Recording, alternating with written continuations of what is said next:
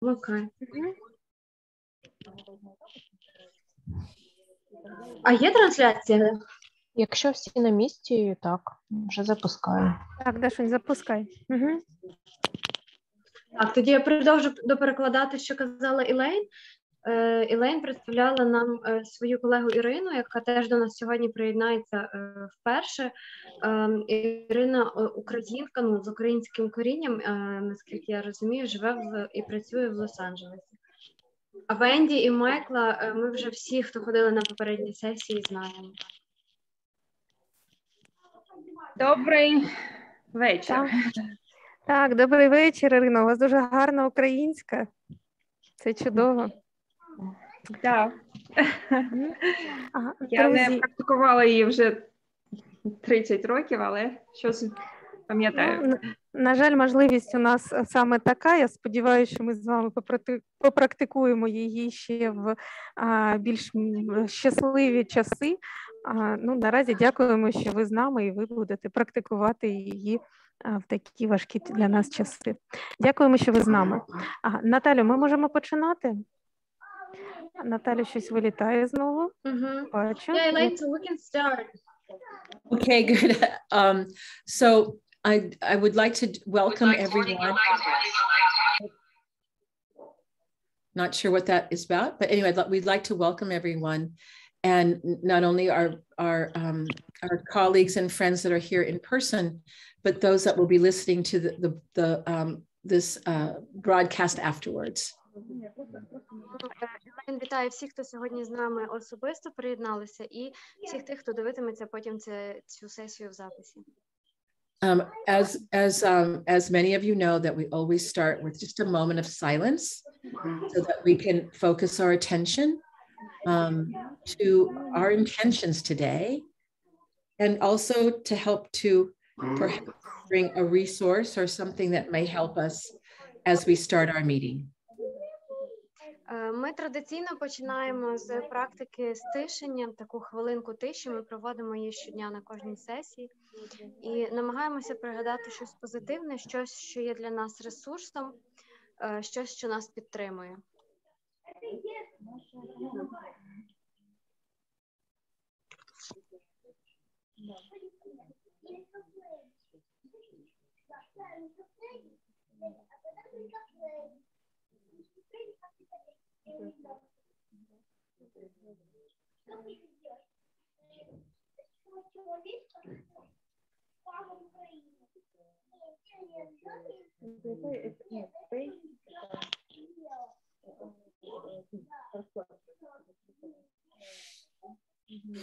I noticed a deeper breath. Where's Natalia? Oh, there you go. I have two pictures of you, Natalia. Here I have your picture, and then you're live. Okay, there you are. I see you. All right. So Natalia, we want to start by reminding everyone that we are streaming live on Facebook, and that also if anyone would like to talk to one of our therapists that we have with us privately, we can also set them into a breakout room if they would like that. Він просить нагадати, перш ніж ми почнемо, що ми транслюємо цю сесію наживо на Фейсбук. Якщо в когось є потреба поспілкуватися з кимось із терапевтів особисто, то в нас є технічна можливість вивести вас в окрему кімнату з спеціалістом Інституту травмостійкості. Просто напишіть про це нам у чат.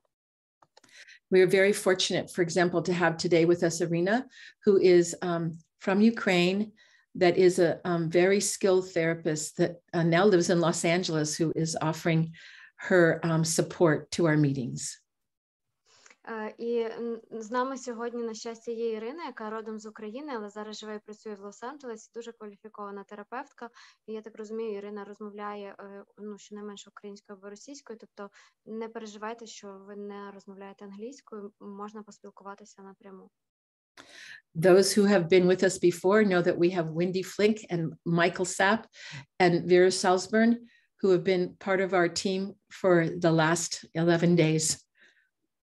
Ті, хто вже доєднувалися до нас, вже знають і Венді, і Майка, і Віру, які з нами працюють вже всі попередні 11 днів.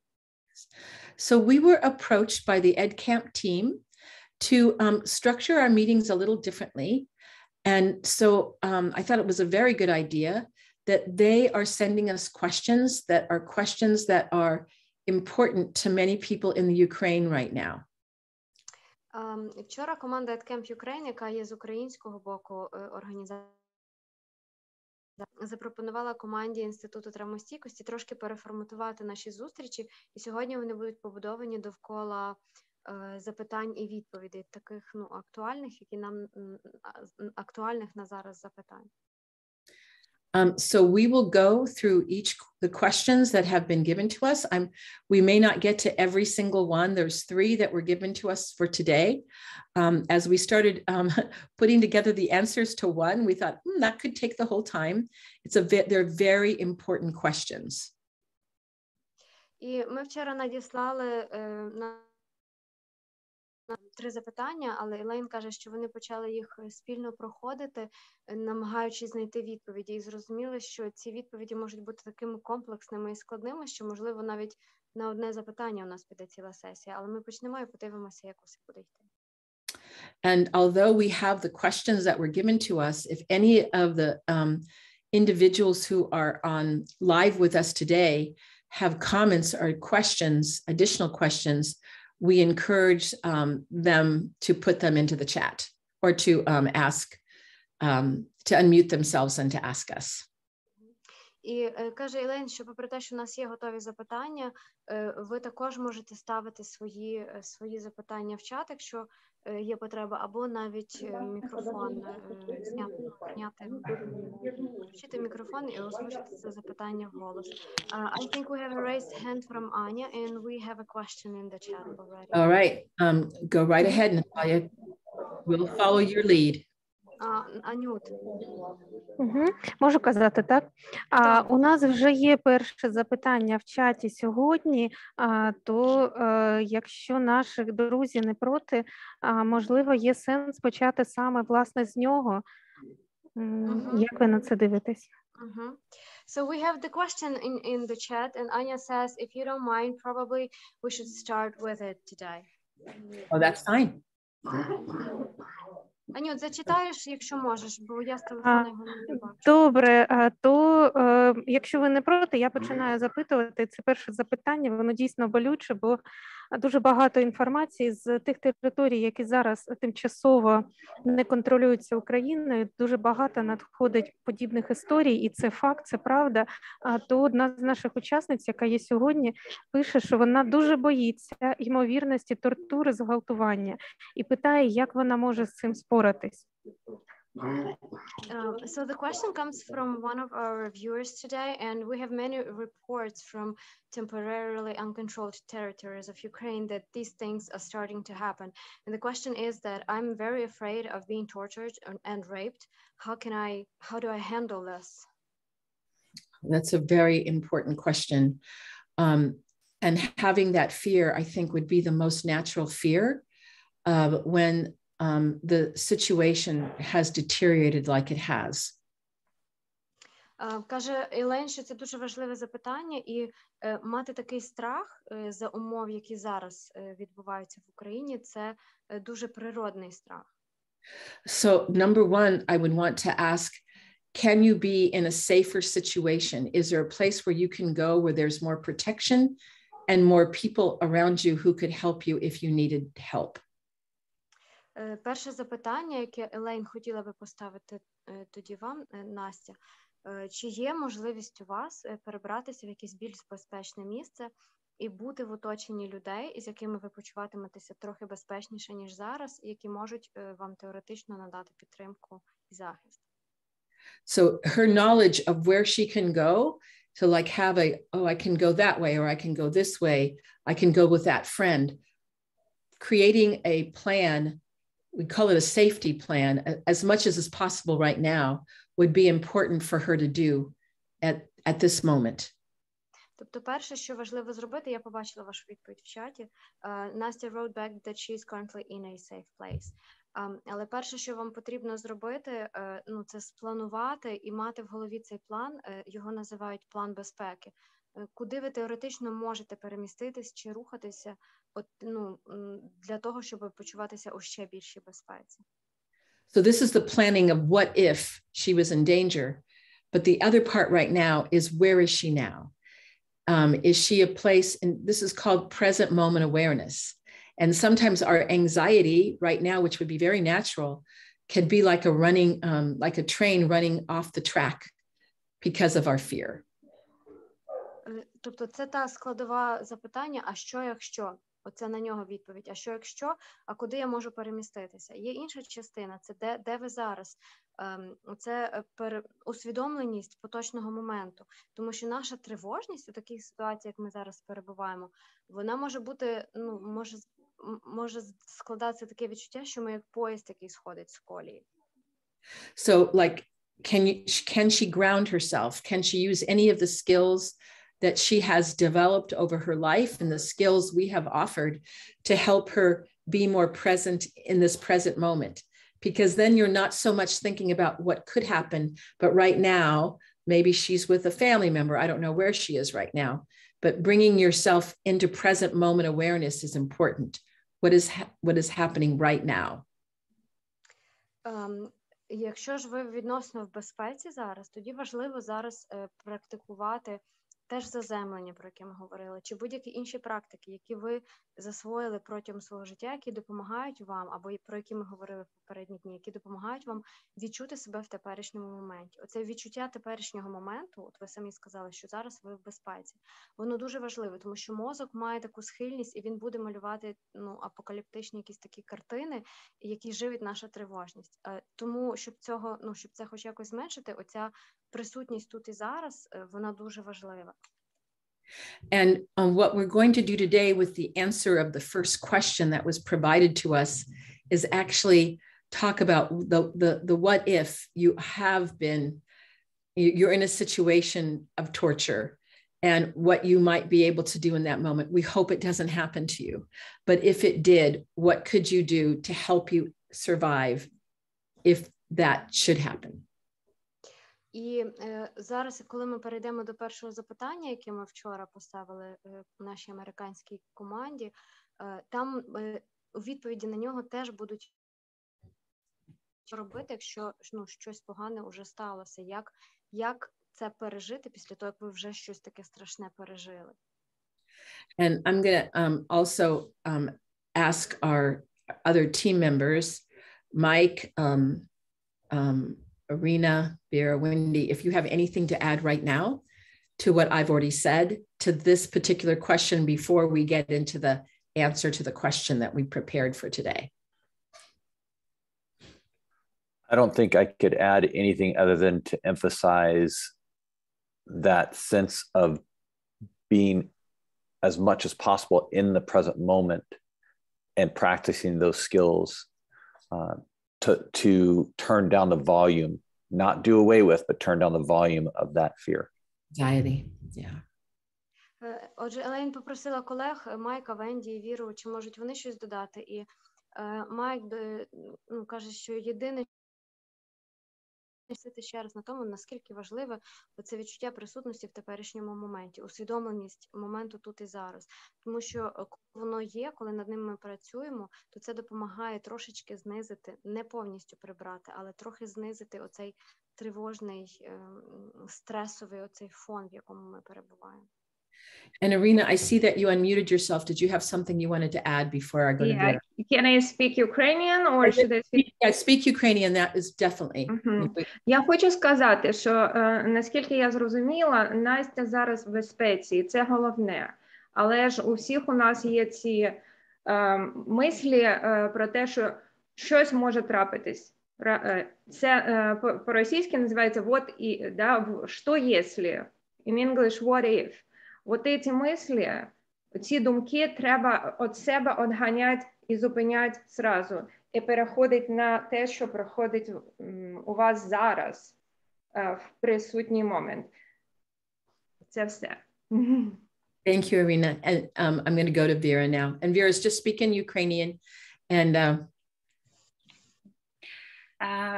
дякую, Настя, за те, що ви поділились цими думками своїми. І я б хотіла просто нагадати нам всім те, що ми не самотні цей момент, і важливість дійсно спільноти, і важливість пам'ятати про те, що ти не один, і ти не одна, і знаходити якнайбільше моментів для зв'язків з іншими людьми.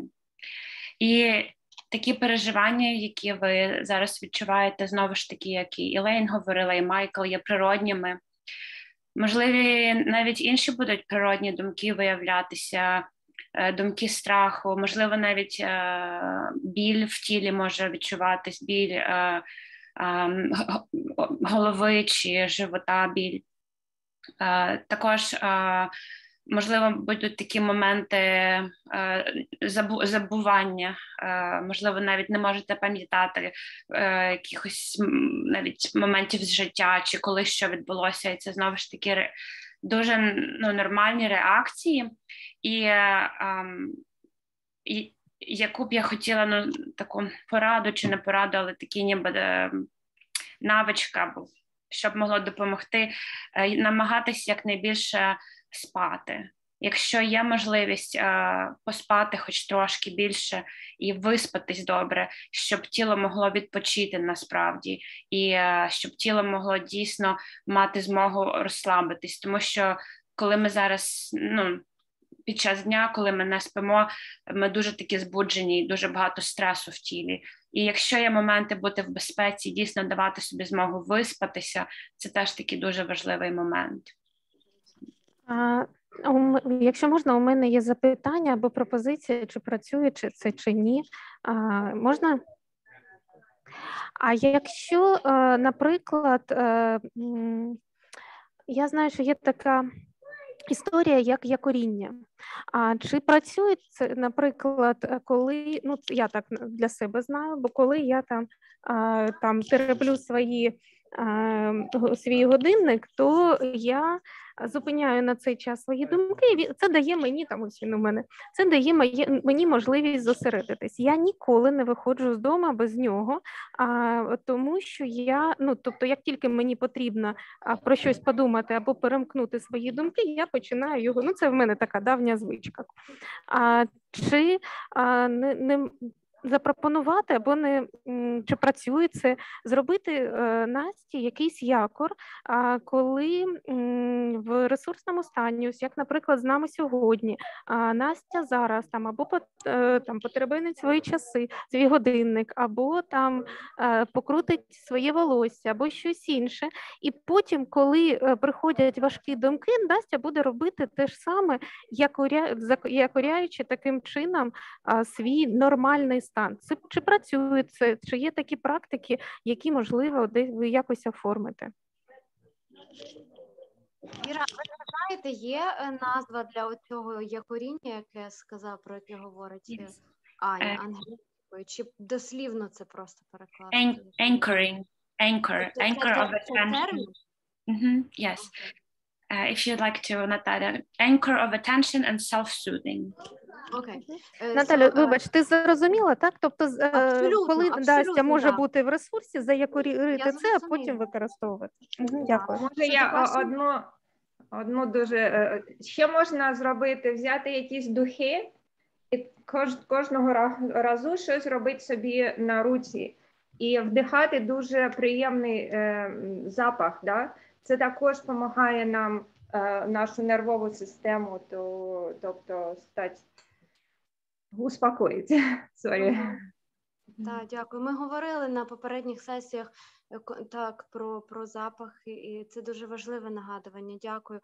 Віра, я, мабуть, перекладу це запитання, так, для Елейн і команди, бо ми ж чекаємо відповіді від них. Наталю, і у нас є рука від Саші. Я не знаю, чи він має доповнити. Я є.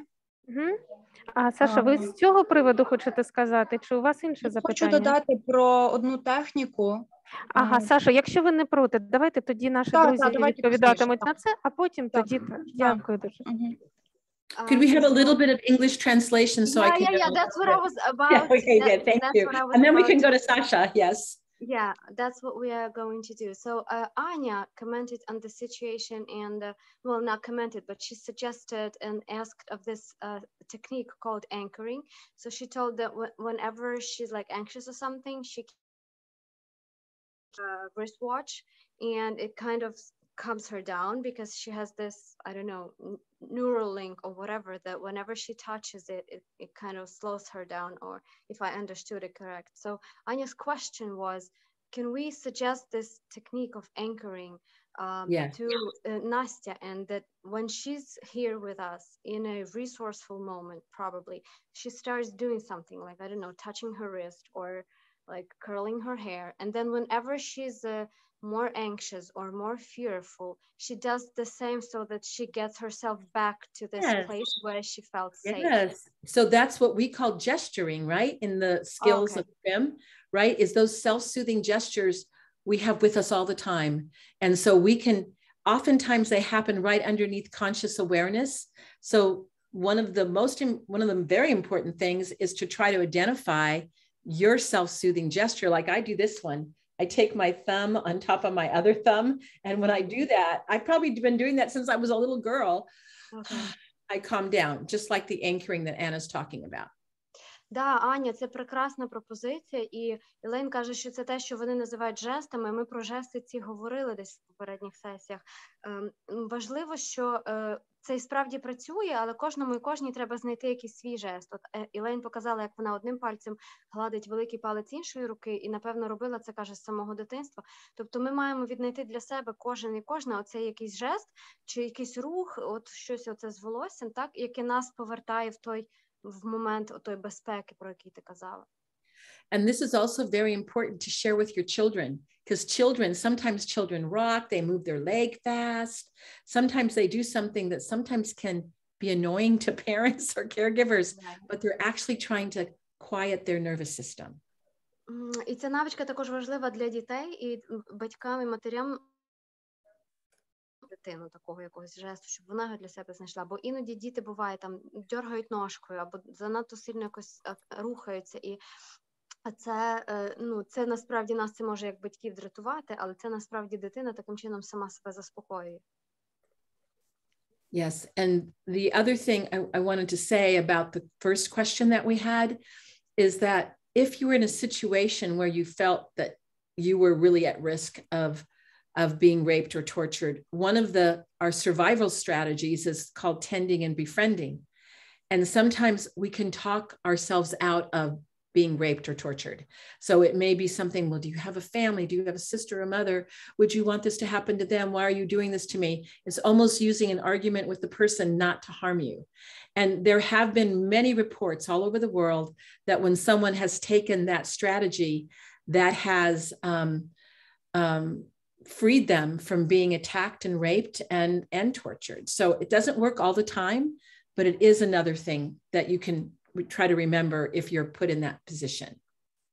Elaine, do you mind me asking, so the suggestion is to talk about this as a possibility or to talk about this after it happened? No, it's about the possibility when it's happening. That people have actually said, you know, why are you trying to harm me? I have never done anything to you. Do you have a sister? Do you have someone that you're actually talking to the person who wants to attack you, and using words to try to see if you can touch into their empathy as a human being, not to harm you. I don't think that will work with those people who are well, right now, but I will translate that. Yeah, the thing about it, it may not work for some, but it could work for some people. And Natalia, there's lots of research that shows that tending and befriending has saved people's lives. Oh. Yeah. And you're right, it won't work for everyone, but it could work for some. Okay. І ще в Елейн коментар з приводу цього страху зґвалтування або тортур. Коли людина опиняється в такій ситуації, коли вона перебуває вже безпосередньо в загрозі, під загрозою, коли є хтось, хто може зараз завдати їй такої шкоди. Є така стратегія виживання, ми теж говорили про неї на попередніх ефірах, яка називається, якби умовно, подружитися з тим, з нападником своїм. Елейн каже, що є масив наукових даних, які свідчать про те, що опрацьовує, що вона може бути ефективною. Ми не знаємо, в яких ситуаціях може або ні. І нам здається, що ті люди, які зараз на нас нападають, вони, що з ними це не спрацює. Але ми не знаємо насправді направду. Ця стратегія полягає в тому, щоб почати говорити з цією людиною, з тим, хто нападає, і взивати до її емпатії через те, що в цій не знаю, дружина, тобто говорити про якісь речі, які можуть викликати в цієї людини хоча б якусь дрібку емпатії.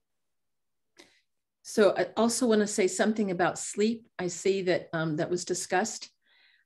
What's difficult about sleep right now is that sometimes when we try to close our eyes and we go to sleep, all of a sudden our body starts to, we become aware of our heart beating fast, and we actually can go into like what's called that high zone state, the sympathetic nervous system, right? And I imagine that's happening to some people, which is why sleep is disturbed during war, during crises. Так, Ілен ще хотіла додати про сон, тому що хтось сказав, наскільки важливо спати, Віра, здається, або Ірина.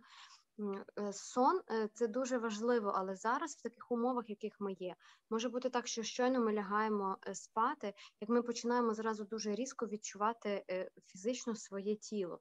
Ми зразу відчуваємо, як у мене б'ється серце, що серце б'ється чомусь частіше, ніж має бути. І це такої дуже стресової ситуації. І ми тоді одразу зі своєї зони стійкості, отієї, в якій ми функціонуємо нормально, вилітаємо вгору в зону збудженості. And so, when you think about it, is that right now your body is in survival mode. So it would not be uncommon for your body to have that reaction. Але це нормальна реакція для тіла, тому що воно зараз перебуває в режимі виживання, і тому воно так реагує на будь-яку ситуацію. So with intention, you can try to quiet your nervous system, even with what Anna shared about what she calls anchoring and we call gesturing, right? Doing your self-soothing gesture, like her touching of her watch. Arino talked about a smell. If there's something that you have handy, even to think about the smell that calms you down, or to bring in grounding, resourcing, shift and stay, all the skills help now that we've talked about. І в такій ситуації якраз і прийдуть, якраз стануть в нагоді всі ті техніки, про які ми говорили і продовжуємо говорити. Оце заземлення, ці втішувальні, точніше заякоріння, втішувальні ці практики, цілющі практики тілесні або жести, запах, про який говорила Ірина, всі інші практики, які ми пробували, ресурсність, заземлення, що там ще, змістити увагу і зафіксувати на чомусь приємнішому. Все це допомагає в таких випадках, коли є проблеми зі сном. All right. I wanted to just add those things. So anybody else on the team want to say anything about sleep or the things we've talked about before we go to Sasha's question? And we have one more question in chat as well. Okay. Okay, Wendy, did you have something you wanted to say? Yeah. Just very, very briefly,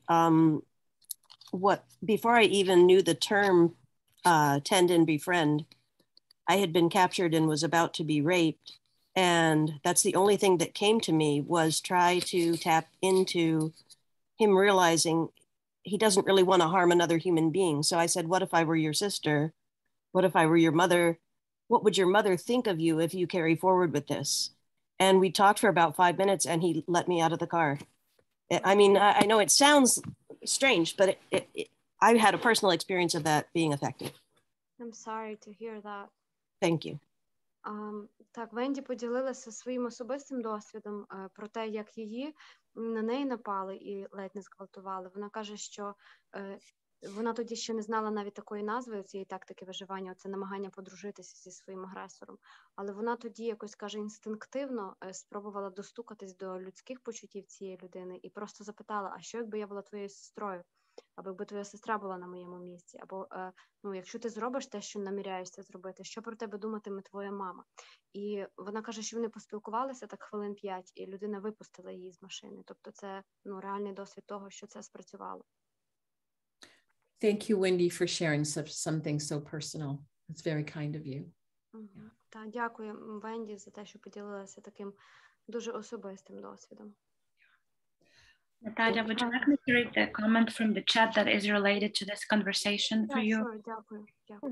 So we have a chat comment here from Irina Vazovskaya, who said, for a long time I had a nightmare that I was being raped, and then I was running on the white snow, and in these moments of worry, now I think about white snow and the white atmosphere around me. Thank you for that comment, because that is one of the things we wanted to talk about, is that we have this amazing capacity as human beings to imagine being someplace even though we're not there. Ілейн каже, дякую за коментар.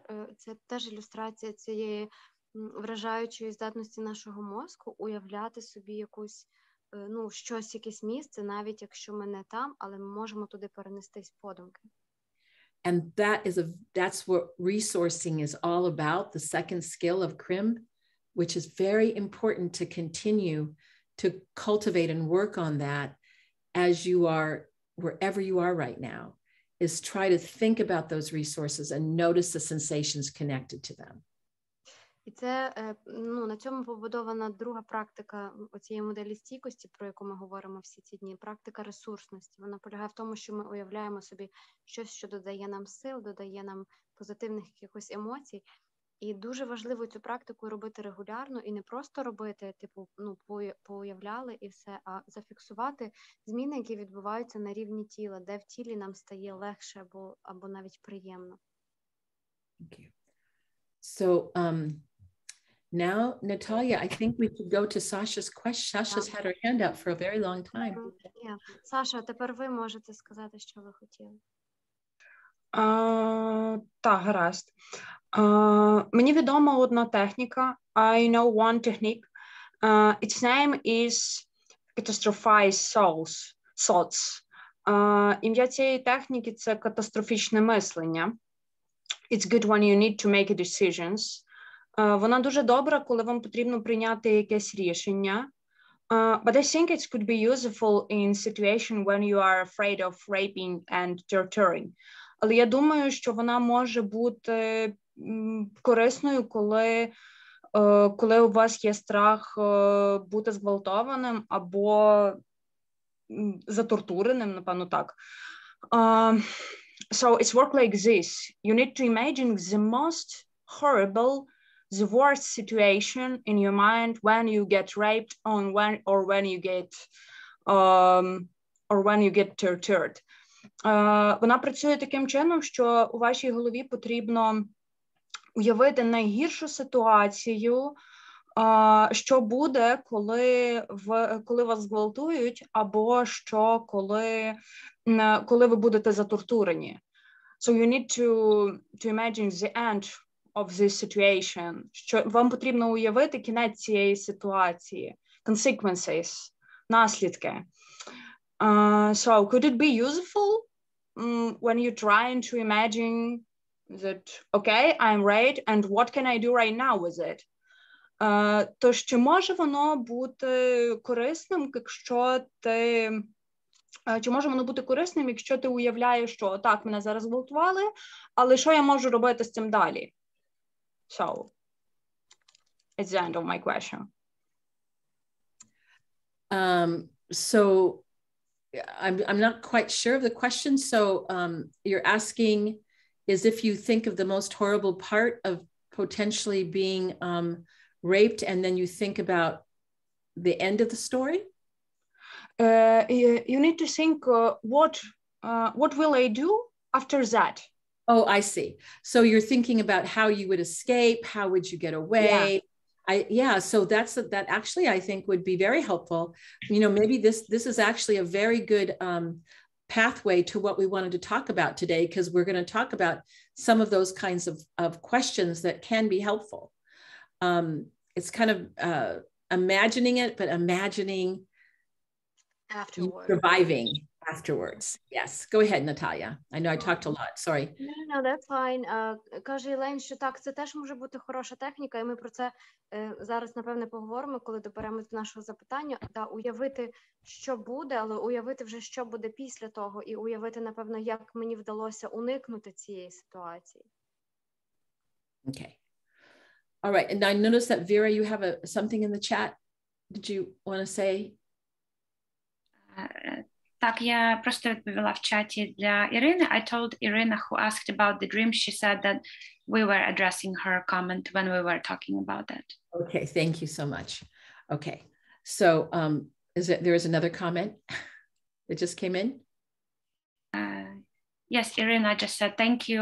I was listening and I just was remembered of the rape. And I was triggered and I was just thinking about the answer and the snow, and it probably was helpful for her to think about the snow and what you were saying.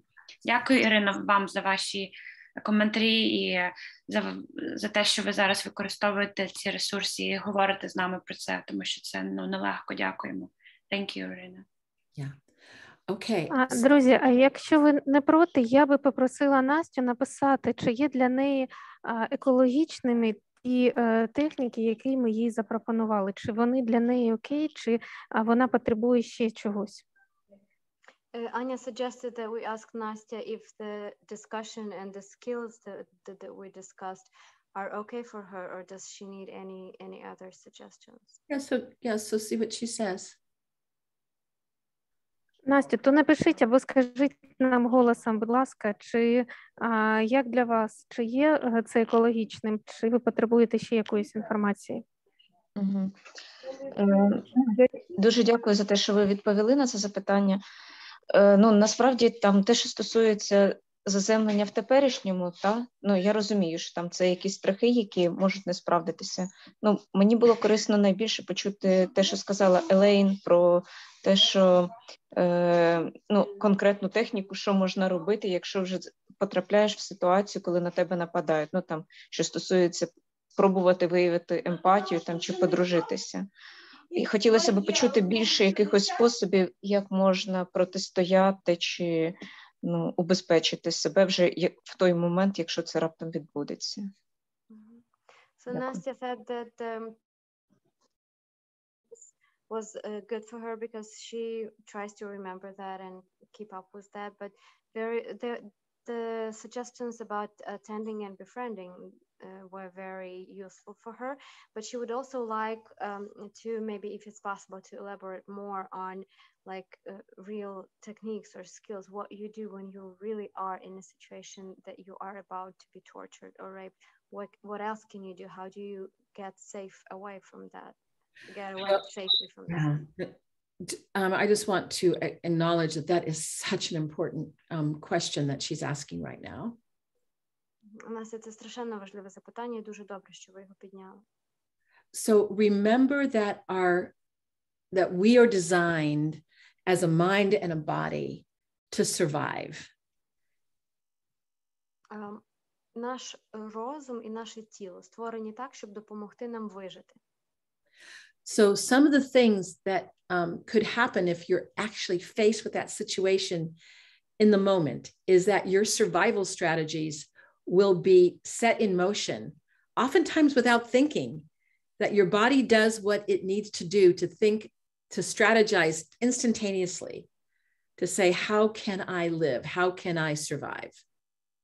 І дуже часто може бути так, що коли ми вже опиняємося в якійсь загрозливій ситуації для нашого життя, то тіло і мозок, вони можуть придумати або запустити якусь стратегію виживання, стратегію порятунку для нас інстинктивно, без особливого роздумування, бо вони вже десь у нас є прошиті. So we have these 4 survival networks. We've talked about tending and befriending, right? But you may, all of a sudden, you may fight. You may fight like you've never thought you could fight. And when that happens, there are hormones that are released in your body that actually can give you almost superhuman strength to be able to fight someone or to run away from someone that is maybe unusual for you. І ми говорили про, є оці 4 реакції виживання, серед них оця подружитися, про яку ми говоримо сьогодні. Є ще також реакції бийся або біжи, ми про них більше знаємо. Іноді може бути так, що в суперстресовій ситуації, коли є безпосередня загроза, організм стає здатний на таку реакцію боротьби, на яку ви самі від себе не сподівалися, і ви можете вступити в боротьбу зі своїм нападником, що ви навіть не думали, що у вас будуть на це сили, або втекти від нього настільки якось вдало і вміло, що в спокійному житті ви собі навіть уявити такого не могли. There's something that we call an inescapable attack, and if the attack is big enough, we may go into shock, where we literally can't move. І є такий термін, як напад, неуникний напад, щось, чого не можна уникнути. Коли ми опиняємося в такій ситуації, то дуже часто можемо потрапити просто в стан шоку, коли ми отак от завмираємо і взагалі не знаємо, як реагувати. And people describe it as everything slows down. It's like it's a movie that's been put into slow motion. And sometimes it doesn't even feel like it's happening to us. Sometimes we have a sense that we're floating outside of our body looking at something that is happening to us. І люди, які були в таких станах, вони по-різному їх описують. І хтось каже, що час сповільнюється, так ніби у фільмі в сповільненому русі. Хтось каже, що є відчуття, ніби це навіть відбувається не з ними, ніби вони спостерігають за своїм тілом зі сторони. And so, what I'm going to say now is difficult to say out loud. So during, let's say that you are attacked, you are raped, you may not remember all the elements of the rape because your body goes into this state of shock. It's also called dissociation. It's part of what happens naturally and normal to people that are in that situation. It doesn't mean there's anything wrong with you if you go into shock and can't move. It means your body goes into the most extreme element of shutdown so that you don't experience it as intensely. If the body didn't have that, you actually have natural opioids that are called endorphins that go into your body so you don't feel things as painfully.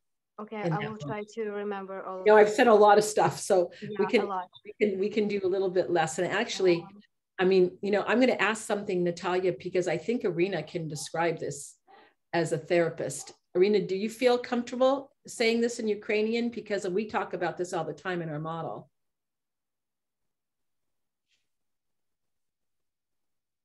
No, I could try and translate. Okay, I remember the basic points.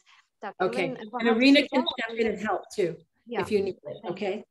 Я спробую відтворити. Так, по пунктах. Так, з останнього, що я запам'ятала, цілком нормально, коли є шокова реакція організму. І може бути таке, що навіть якщо, Елейн каже, що їй боляче це зараз сказати вголос, але раз ми вже про це заговорили, якщо таке справді відбувається, і ви потрапляєте в ситуацію зі зґвалтуванням, може бути таке, що мозок в стані супер оцього шоку вимикає якісь частину якихось функцій, і ви не все потім навіть пам'ятатимете. Це виділяються якісь внутрішні хімічні речовини в організмі, які якби знеболюють, умовно кажучи. Тобто потім ви не все навіть будете пам'ятати, щоб щоб весь цей шок і біль не переварювати ще раз, якщо я правильно зрозуміла. Так, були, можливо, ще якісь пункти, але я їх не знаю. Вона казала, що це абсолютно нормальна реакція, це по-англійськи називається dissociation, якщо ми не почуваємо себе в своєму тілі, і це наш спосіб вижити. Це абсолютно нормальна реакція. Thank you. And I'm going to pause right there because I know that's a very hard thing to hear sometimes. And we'll take a little pause to call in a resource right now or to ground yourself as you've heard the answer. Thank you very much. I feel relief. Thank you. So I'm going to invite you to notice the sensations of relief in your body. Just notice what it feels like on the inside to sense relief. І у нас є ще від Асі коментар в чаті. Мені його зачитати, Наталю, чи ти перекладеш одразу, а ми прочитаємо. Настя, вам видно чат? Зачитаю, якщо не складно, мені з телефону. Добре, то давайте я його зачитаю. Це коментар від першого лиця. Я знаю, що у подруги моєї подруги, яка стикалась з такою ситуацією, її питалися зґвалтувати десь там в підворотні декілька осіб. Все обійшлось, вона прикинулась людиною, яка має вади слуху, не сказала жодного слова, почала говорити мовою жестів, та гвалтівники не очікували цього і відпустили її. Ася не знає, чи працює це в умовах війни, але це її тоді і врятувало. Мені здається, це теж слушна така історія, пропозиція. Yeah, so we have a commentary about this, the rape, possible rape situation from Isa. She told the story of a friend of her friend who was attacked in a back street by a group of people, but she pretended to be deaf and started like kind of talking to them with gestures, and they didn't expect this reaction from a girl, and they let her go. So Isa says she doesn't know if this strategy a war, but that there is the story that she wanted to relate. Yeah, and so I just love that story, and I think that there's things that we can try to prepare for, and then there's things that happen as a response of that survival brain that we would never even think of, right? Like pretending to sign, or some people pretended to be, fallen on the ground and pretended to faint. I mean, all different kinds of things people have done. Ілейн каже, що це теж чудова історія, дякуємо Асі. Вона також про те, що до цього, напевно, теоретично не можна підготуватися в такий спосіб, тобто задумати собі цю тактику наперед. Але в стресовій і критичній ситуації подруга спромоглася на таку реакцію, мозок її десь придумав, і це спрацювало. Тобто це знову ж таки про те, що в мозку можуть бути абсолютно якісь різні варіанти запасні дій на випадок такої ситуації, про які ми навіть не знаємо. І Елейн каже, що деякі люди там прикидалися, що вони зомлівають, або ще там щось. Будь-який з цих способів може виявитися рятівним. And I also want to say, as much as we've just talked about the natural automatic responses of the survival brain, the survival networks rather, is that it can help to rehearse in our mind what to do in case something happened, right? We often do this with children, right? If there's a fire, this is what you do. So for many of us, it's helpful to start thinking about, okay, if this was happening, what would I do? I kind of said this in the beginning. So the rehearsal is not a bad thing to do. Imagining getting away, for example. І попри те, що багато з таких реакцій є автоматичними, насправді потренуватися наперед теж не завадить. І Елейн приводить приклад, наприклад, як дітей вчать, коли пожежа, що їм робити. Ми мали навчальні евакуації перед початком війни. Тобто можна собі продумати в голові, а якщо зі мною таке станеться, що я робитиму? Я робитиму оце, оце і оце, придумати собі якісь тактики. Це не є погана річ. А ще заодно продумати, як я з цього вийду, як я переживу цю ситуацію. Thank you, Natalia. And have we dealt with that comment from Asia? Have we already, have we already done that? Okay. That was it. That was about this. Okay, okay, great. Okay. So, oh my goodness, our time is fastly slipping away. So that's what you said, one question and two. I thought that this, and there's other things too. I want to just say one thing, because, and again, tomorrow we can do the questions again. There's more questions that come up, is that it also strikes me, and this is hard for, sadly, many of us women that are here with us and who are listening, that we're not strangers to being assaulted by others. Sadly, many women have been raped. Many women have been sexually assaulted. And so naturally, because of this lived experience, and because you're in the situations that you're in now, of course, that can be activated or triggered. Your memory of the past comes into the present because of the danger that we're in.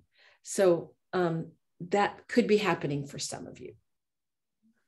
І Ілейн каже, що оскільки багато жінок насправді зазнають подібних, стають жертвами різних нападів, і багатьох із тих, хто зараз є з нами або дивитимуться нас у записі, можливо, є в особистому анамнезі подібний досвід.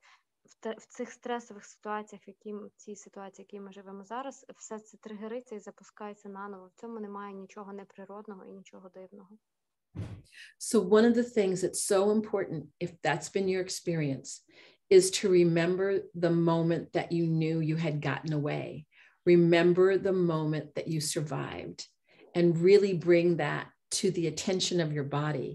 So the body doesn't think it's happening in the present moment, that it's your past, not the present, if that's been your past experience.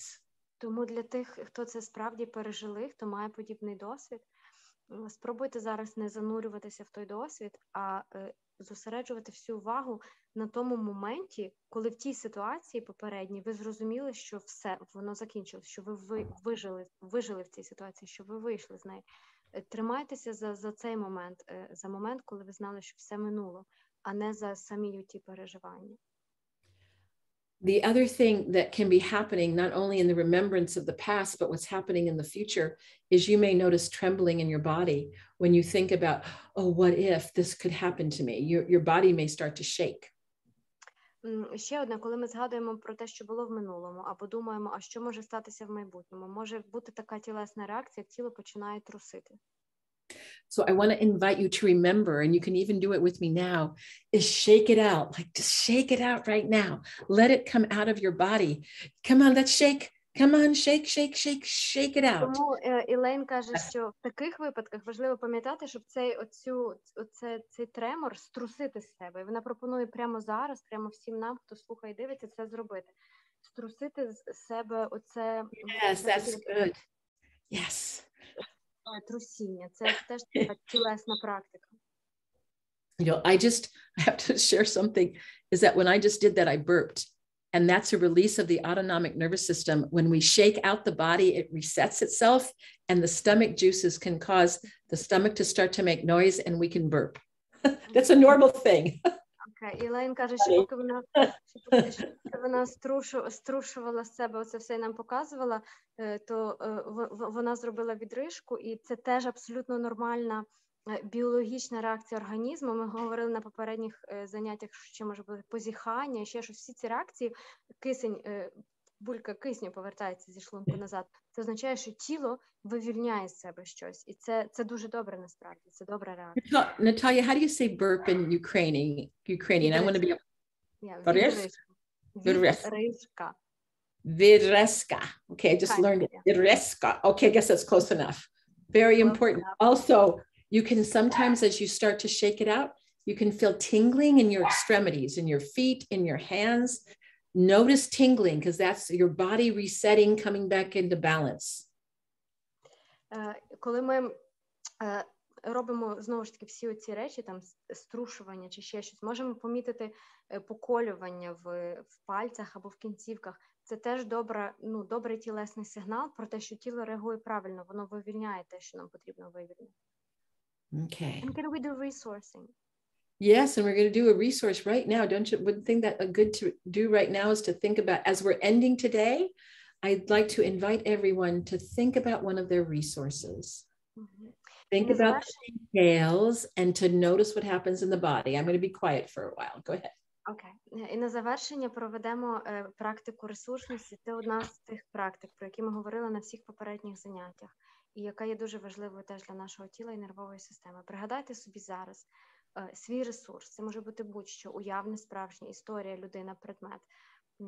Пригадайте його перед своїм уявним зором. І головне, відчуйте, що ви відчуваєте на рівні тіла, коли думаєте про це. Де в тілі з'являються якісь полегшення, приємні або хоча б нейтральні відчуття.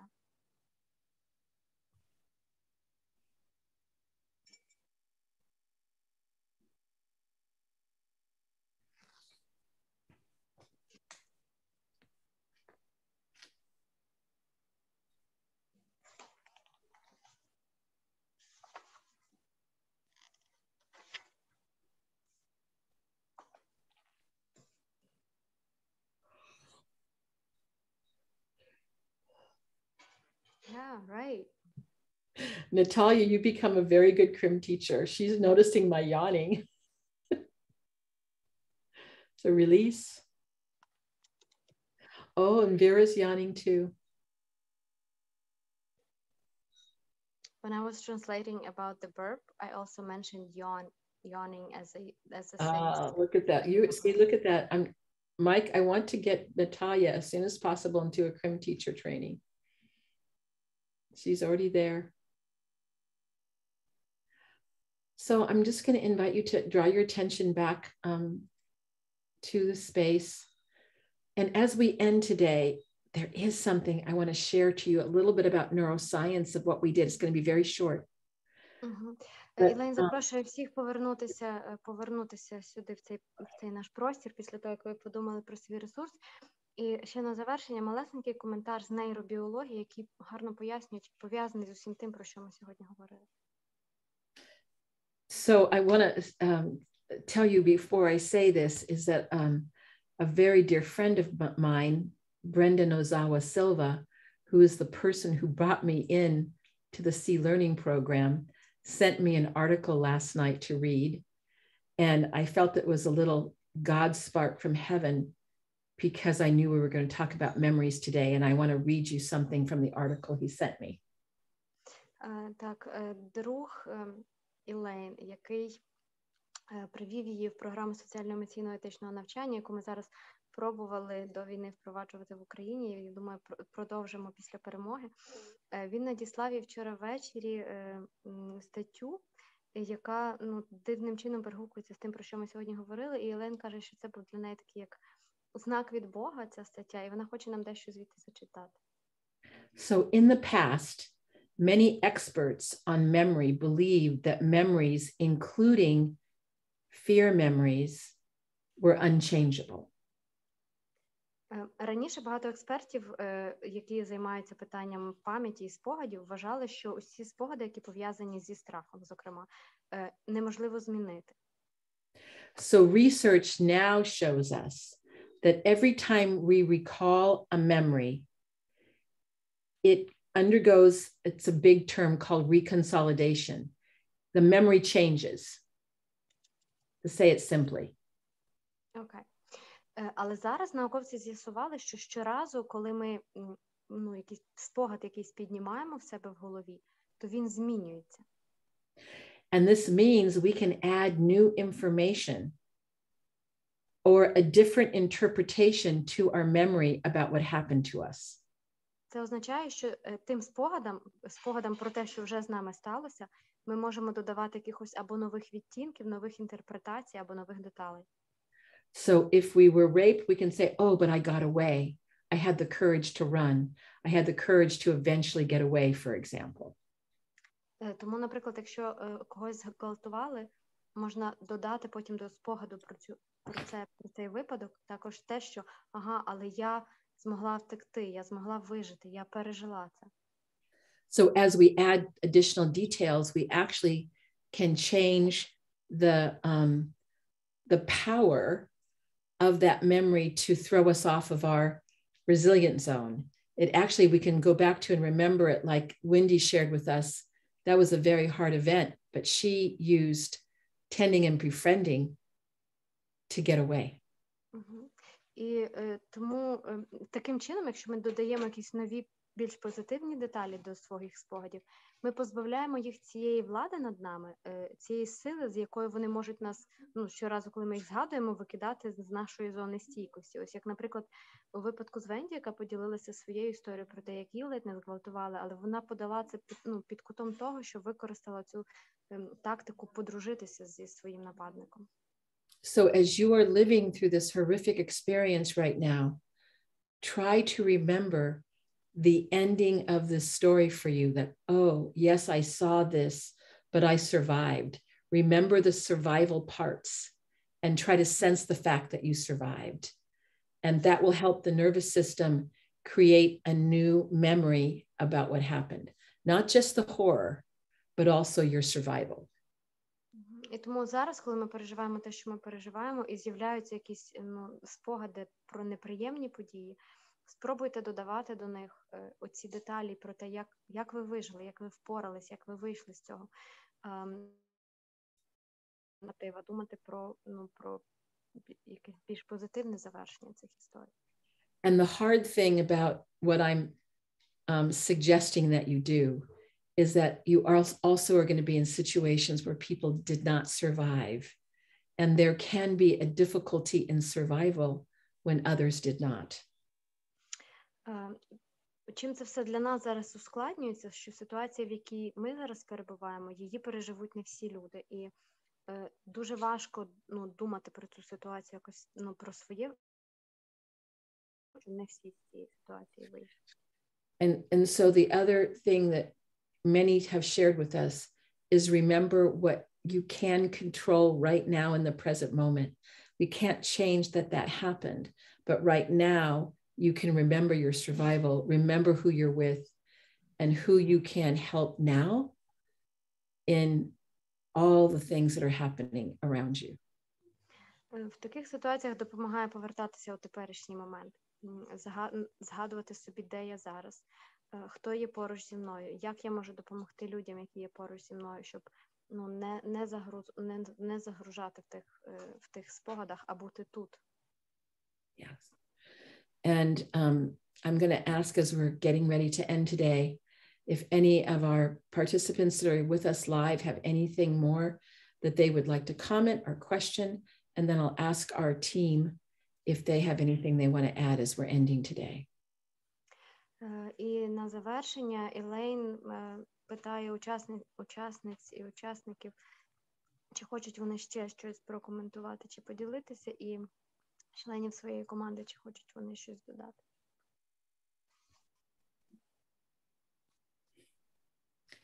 So, Michael, anything you want to say? Very briefly, I am always amazed and humbled by the courage and strength of many, many people who have undergone those types of events. And I just want to say thank you, Wendy, for sharing your story, and for those who asked the questions today. Thank you for asking that question. Майк каже, що він відчуває таку вражений завжди історіями людей, які пережили щось подібне. І дуже вдячний сьогодні і Венді, яка поділилася з нами своїм особистим досвідом, і всім дівчатам, які у коментарях ділилися своїм особистим досвідом, і, власне, мали сміливість навіть поставити це запитання. So I'm going to ask if Irina or Vera or Wendy would like to say anything in closing today.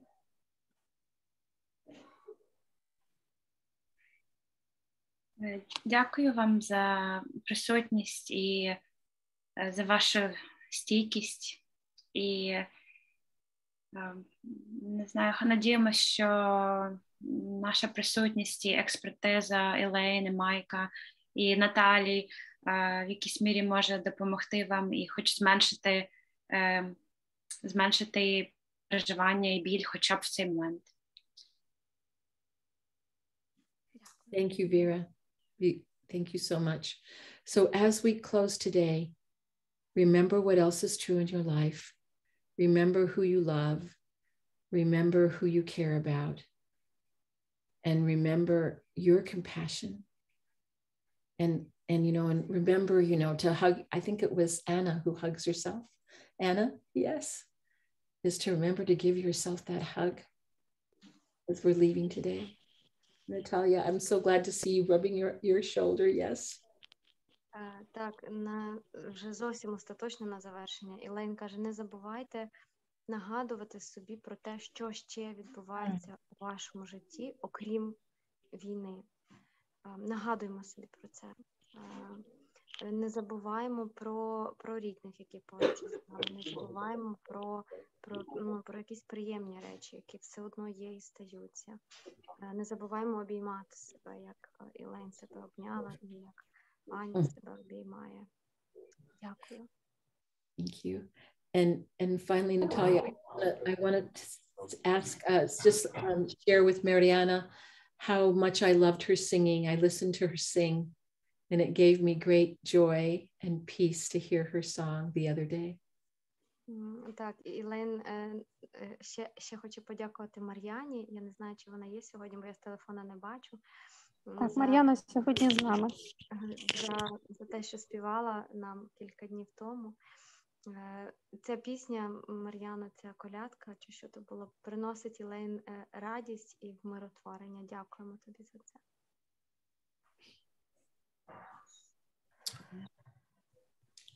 So until we meet again, until tomorrow, we'll see you tomorrow at 5:30. Побачимося всі завтра о 5:30. У нас ці зустрічі наразі щоденні. Приходьте. Дякую дуже за цей сьогоднішній неймовірний і складний, водночас корисний вебінар. І весь цей час я думала про те, що у мене тепер є ще одна мрія. У мене є мрія, щоб жодна жінка в нашій країні чи будь-в якій іншій країні жодного разу не відчувала такого страху, бо для неї просто для цього просто не було підґрунтя. І я вірю, що думки збуваються, вірю, що мрії матеріалізуються, то якщо ми будемо працювати для цього, можливо, це колись стане реальністю. Я дуже цього хочу. Дякую всім.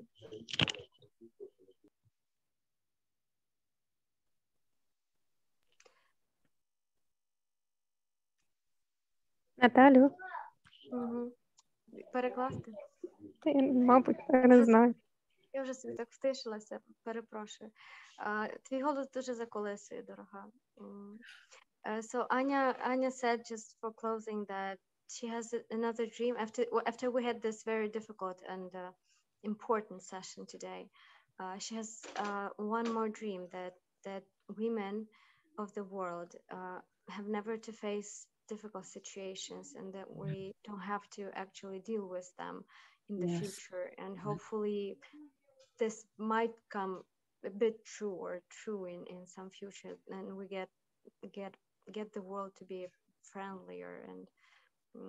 friendlier place. Okay, but I really feel so calm after Anya's speech, because her voice is so like a lullaby. It's very nice, isn't it? Yeah. So can we just pause and just send this intention out to the world today for all women and children? Лейн каже, давайте відправимо цей посил у Всесвіт, те, про що говорила Аня. Хай так і станеться. Амінь.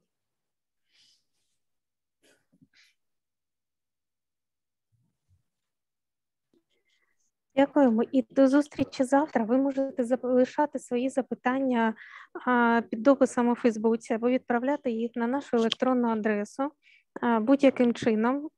І ми будемо розглядати їх і далі. І кожна наступна сесія стане корисною допомогою для когось, хто відчуває щось важке і потребує допомоги. Дякуємо. До зустрічі. Thank you. Bye-bye. Bye-bye, everybody. Thank you so much. Thank you.